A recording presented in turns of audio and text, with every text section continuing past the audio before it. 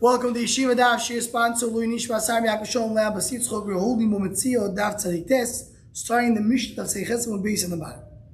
So the Mishnah. Hashoyel es aporo v'shol chaloi biad v'noi. Someone who borrowed a cow, and the lender, the owner, sent the cow to the borrower, biyad, in the hand of the bnoi, of the son of the borrower, biyad avdoi, the slave of the borrower, biyad shluchoi, of the borrower, of the owner, sorry, all that, the first list is the owner, oy biyad bnoi, biyad avdoi, biyad shluchoi shel shoyel, now comes the borrower, the hand of the son, the slave, or the shliach of the borrower, and all these cases, the din is a mesa potter. So then he's potter. Who's potter? The shoyel. Why he didn't reach his hands yet? So in the first, we're going to see it in the Gemara. The first to me is very clear. The lender gave it to the borrower, but the borrower didn't receive it. So he's not obligated for it. Is the shliach of the lender? No, but also in the second case. Oh, the second case, he never told him to give. We'll see in the Gemara what exactly was the case. Why is that considered to be? They agreed to it. But if the borrower says, please do it, I want you to send it in the hands of my son, my slave, or in your hand, the hand of your son, your shliach, etc. Or the Masha said, the lender says, I'm going to send you that. Or the hands of your extension. And the shell replied, okay, please send it. Why? Because he agreed to accept it earlier. Exact same story when the shell returns it to the mashal. So if he never told the mashal, he sent it with the hand of the shliach, of the ben, of the eved, so the shell is still responsible until it reaches the hand of the mashal. But if the mashal says, send it to me, so then he's potter. Or if the shell says, I'm going to send him, the mashal says, okay. So he is also potter. Somebody said the first case, the ratio of the Mishnah, when he says shluchai, there's an agreement there because the shayel is sending his shliach. He made his shliach. Oh, so we'll see. The Gemara is going to explain that. The Gemara is going to address that. So the Gemara, let's see that. The Gemara is going to address that nikuda. It's a very important nikuda. So the Gemara, let's say this and without. Biyad avdi chayov. Yad evet kiyad raboi. Why is he chayov? Right? In other words, when Rashi explains, when it says, it says send it with your evet, and he sent it, so the shul is chayav. If the shul agreed, shul says please send it with your slave. So then you say he's chayav. Why? Yad evet kiyad rabo is still considered to be in the hands of the lender. Umashmuel be'evet ivri. What evet ivri? The evet ivri doesn't belong to the owner. Tosis points out it's the same as shliach. Shliach is no saying right. So he's like a shliach, like a shliach. So therefore, if he agreed to it, it's considered to be the hands of the owner. Tosis points out even in Kiddushin we said that evet ivri gufay konui. It's not gufay konui to this thing. It's gufay konui to be dvarim acher. Says the Gemara. Ravo, my foot there, he says, it's as if he told him, go hit it with a makel and he saw it. The person tells the owner, please hit the animal with a makel, the stick, and that will cause the animal to walk. So then what? No. Talk about the mashil, the shoyel. We want to know, when is the shoyel koinit? So we say, if he told him to send by the shliach, he is. Why? So I'll tell you why. Because it's considered to be that the evet is not involved. As if he told him hit it. The evet is the stick. He's just causing the animal to move. So one may see very more brings the question. Clearly it says a differentiation between a son and a shliach and an evet. And it says that by a evet what? You're potter.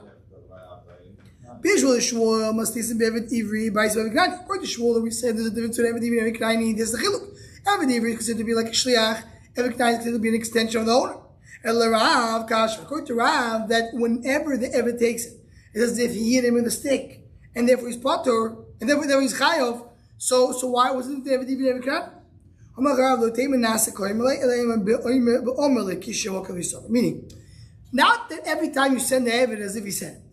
But what he told him, the borrower told the lender Do me a favor, hit the animal, let it come to me. Now we'll see in a moment that we talk about that it didn't go, it went straight to the chutzner of the shoyl.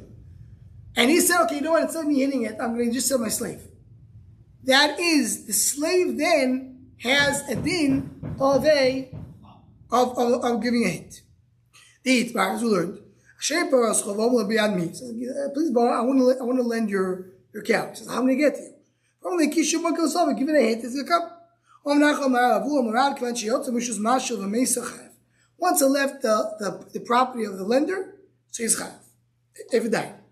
Why? Because the Shor said, once you let it walk, it's fine. I'm responsible. So Meir said, I'll be all right. Please lend me my cow. And he says, who? Right?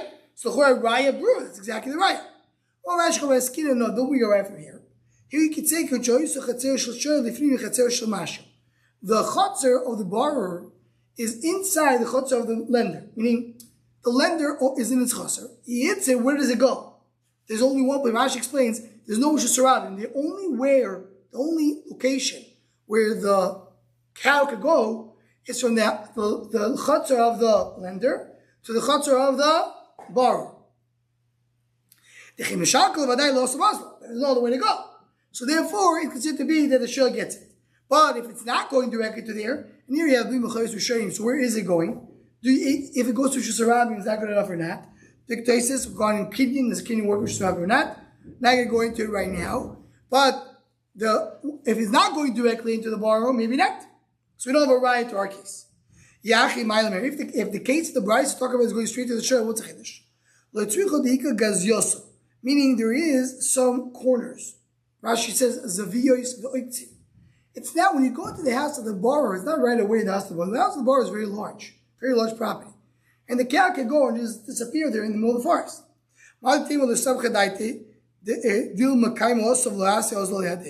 So maybe he's going to go to one of these corners and you're never able to find it. So in other words, the Bryce is talking about that the cow's going from the property of the lender to the property of the borrower and there's no other place to go. So then for sure, once he said give it a hit, the borrower purchased it. But if that's not the case, meaning if it's not that the lender is sending to the borrower in such an easy way, but that he has to go, let's say, according to some Mishnah, through Rishus Harabim, so maybe I don't say that a Kishur Mokel is good enough. Okay, someone who borrows an axe from his friend. Bokaboy, if he cut wood with it, kanoi. In other words, the Gemara is telling he's koine it only once he uses it. If he didn't use it, he's not koine. So on the mind, what are you talking about? We said by borrow, once you borrow it, you're responsible. Not only when you borrow it, if he gives it to a shliach, it's already considered to be his, without using it. So why you should be chayav? Why are you saying not chayav until you use it? Ella l'chazor. Oh no, we're talking about chazor. What is chazor? It is when it goes back.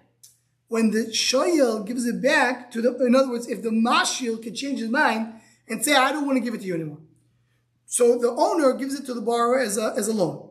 He said, okay, go use it. After a bit, I changed my mind, give it back to me. So if he did not start using it, he can change his mind. If start using it, he can't. The owner cannot give it, change his mind. He can change his mind. Says the Gemara, and why is that so? Rashi points out, why is that so? Because Mashiach is not going. But I show you, if you just do Mashiach, it's not enough to use it. Someone who lends a kardom, an axe, or there's a better word for that in English, but he's sending a kardom shehegdish, belongs to Hegdish, he lends it moal. Why? Meaning whatever benefit, what's the Teva Sanah that you have? That how much you benefit from the fact that you lend things. If someone is a nice person, he lends people things. People like him, he gets benefit from it. Here he's lending hektish, so he's benefiting something. He's not benefiting the full amount, he just lent it. He didn't give me back to him. But that amount of enjoyment that he has to pay for it. The friend is allowed to use it. Why? Because once he did Mihila, it's not Hekdesh anymore. That's a push-up. He says, not Hekdesh, but it's not Hekdesh for that purpose, and you can use it for that amount of money. If you didn't coin it, so as long as he didn't use it, he can always change his mind. So there's no Mihila, and the friend can give it back. Cannot use it. Now, you should give it back. It won't give it back. It won't be kid. It won't be Mihila. So Elamai, he holds, once you did the Meshicha, you're koinim. There, Abelazar says the Gemara, this also being the Ravuna before argues of Abelazar. The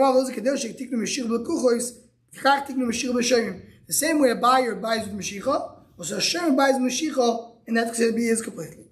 Tanya Me'achim is a price like that, Kishem Tiknu Meshicha with Kuchois, Kach Tiknu Meshicha B'Shoimim, and does work with Meshicha both ways.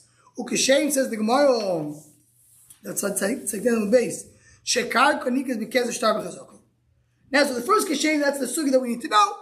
By Shomer, do you have a Kenyan by doing Meshicha, by doing usage?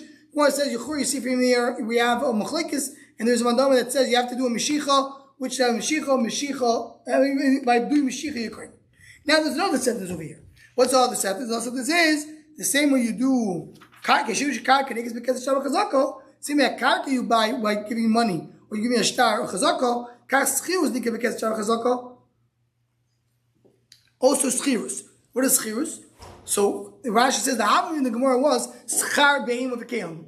What do you have to pay for the animal and kelim? Says the Gemara, schirus ma'avidite. What is schirus doing? I mean, you have to do meshicha, as Rashi points out. Amavchiz does schirus karka. If you want to rent the land, so then you have to do one of these kinyonim of kesef tavachasoko, because that's like a kinyan of a karka. Okay. Says the Gemara Mishmol, Ayman de gozil chavitzo de tamrei michaveru. Someone goes and steals a chavitza de chama, which is a dates which are stuck together. Stuck together as one, similar to what we have in Eagle Shaldveil. So we have chavitza tamim chaveru, and you have 50 dates together, agavadadi, together. Now, as agavadadi mizdam dem chamishim nechichad. If you sell them at 49. There's 50. But you sell them at 49. Chadechado mazde b'chamishim. Right? Mizdam b'chamishim. So, if you sell it as one, it's 49. You sell it one by one, it's 50. That's the profit of moving in this way. Says the Gemara, le'edyoy mishalim chamishim nechichado. So for a hedyoy, when someone went, and if he, in other words, he has to pay, so you do what? You pay 49. But you have to pay full amount. What is the reason? Rashi says, you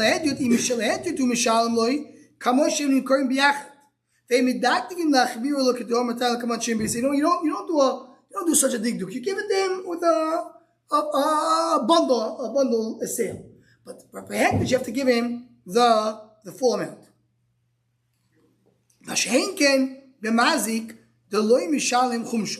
But we spoke about the hekdesh. Whenever you use it, you do meal, you have to pay a chomish. You want to redeem it, you have to pay a chomish. But a mazik does not. When a person eats kodesh, you have to pay for it. If it's mazik kodesh, you don't have to pay for it. Chomish. Side point. Why by head you pay only 49? Why should I lose it? By you not keeping my dates, I would sell one by one, make 50. Why should I give me only 49? As we learn themselves, when a person goes and eats, when an animal goes and eats a small field, you don't value how much the fruits are worth. You assume how much the entire field is worth, the entire sadeh, the huge big field, and that small garden, you do a cheshbon based on the whole field. Meaning, we see over here, you don't give the full amount, you give always a bundle amount, a bundle of the sale. You want to tell me that the Shmuel says the head you don't treat like Hegdish? Let's see. It says, someone who took, and Rashi points out, the Gemara Chagir tells us, we're talking about a gizbar, someone who's responsible for Hegdish to take care of the things of Hegdish. So if he took an Evan, he took a stone or a coir or a beam, Hegdish Leimol, because he's still a Gizber, he's still holding on to it. Not for the Chaver, wants to give it to his friend, who Moal, he didn't heal him. The Chaver Leimol. But now, because he put it into his house, it was one of the Chagiga says, he didn't put any cement, he didn't stick it there, he just put it in the house. Leimol, Shadu, he has to sit and enjoy it for Shepherd. Here's a one coming down. What did he say in name Shmuel? So what do you say from here? Hador b'chatzer chaver shvidaito tzorich lo alois to schar. You see from here the same way by Hegdish. If I'm sitting under the beam, the Hegdish is not losing anything. But if I'm sitting without das, because the Hegdish not allowed to use it, I have to pay for it, even though there's no loss. And I learned from Hegdish to Hedrit. So you see, I'm comparing Hegdish to Hedrit. So Shmuel changed his mind. You're right. There, Shmuel originally wanted to say, the same way by Hegdish, I see that I have to pay even though I didn't use it. Also by what's it called? Also by Hedrit is the same thing. But then he said, no, Hegdish is different. Hegdish will knock with Hedrit. Says the Gemara, maybe he changed his mind for the other one. How do you know which one he changed his mind? So Hegdish midas kehedyoit midas dami. Meaning what? Meaning it says clearly that that it's considered to be hedyoit midas. Meaning as the Rashi says, shehegdish munech limol cholabav vein moiche biyod v'chon olam ad misani limor mechon yoda. In other words, you can't compare Hegdish to Hedyoit. Hedyoit could be lo midas. I don't know. I come out after the fact. I hear that someone was in my chotzer. I'll give you my money. You didn't know about it. Who do you care? But by Hegdish, there's no such thing. Hegdish knows the whole time.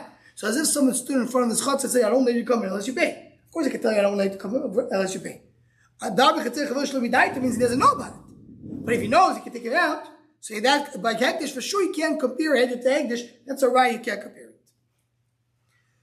Says the Gemara, Hani Shekuloi. Shekuloi are people that take loads, that carry things. The Torah Chaviti de Chamro le Chanvo. They broke a barrel of wine for the grocer. Beyoyma de Shuko mizdaber behi. When is the day of the market? You can sell for 5. B'shayom mizdaber barbo. And the rest of the days, not the day of the shuk, you sell for 4. They give it back in the day of the shuk, where it's 5. He gives the chavicham, which is worth 5. The rest of the days is asking 5. Because he says, I want to use Yom Nishuk. So Yom Nishuk will give me the actual barrel. Because the barrel, usually it's 4, today it's 5, it's good enough for me.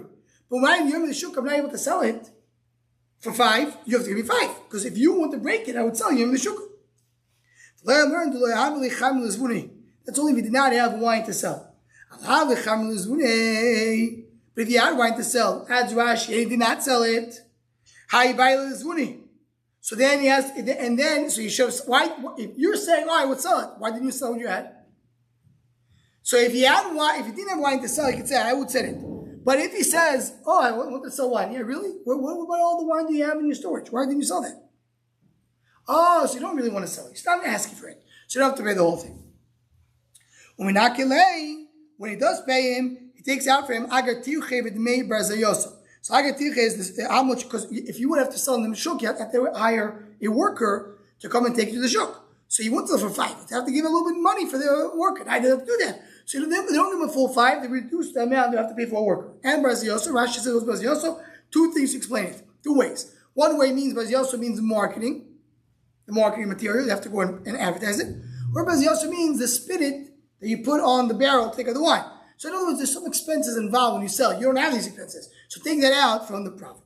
The way we read the Gemara, that's how Rashi learns the Gemara. So the Gemara is telling us that if it's the day of the shuk, he has to give wine. If it's not, give 5.